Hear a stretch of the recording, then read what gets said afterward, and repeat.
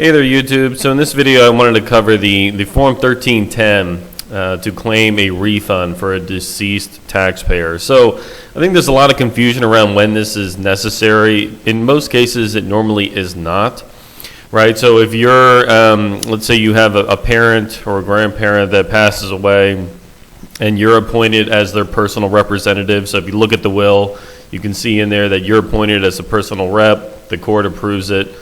You do not need to file this form, right? You can just file their tax return on their behalf, and then you have to attach a copy of the appointment or the will to the tax return, and normally that's sufficient, right? The IRS will issue you the refund check. This is really neat if you don't have any of that. So what's an example of where that can happen? It happens in cases where persons pass away and they don't have a will.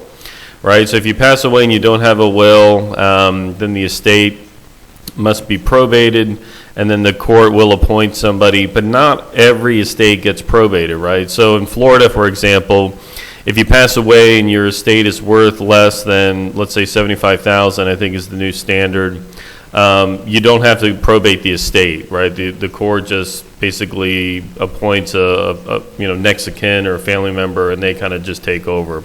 That's where this kind of form would be necessary. So in this example here, we have John Q. taxpayer, passed away in October 2020, and so his son is going to be the one that's filing the return and claiming the refund on his behalf. And so John Q., we're going to assume that his estate wasn't worth much, let's say $50,000, didn't have a will, and so the son is going to be filing the return and trying to claim the refund on his behalf, and then pay it out to all the beneficiaries that would inherit the estate. So in part one, you have to complete this part.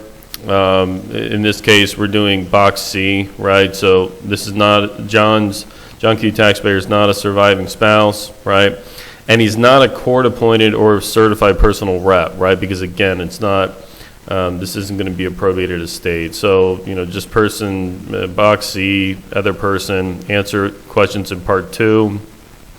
And then that's it. You just got to sign this, date it, and then mail it into the IRS. And with the tax return, of course, right, you still got to file a final 1040 for John Q. taxpayer. That's his final year, up until his date of death. And so, that covers it. So thank you for watching, and if you have any questions, please leave me a comment below. Thank you.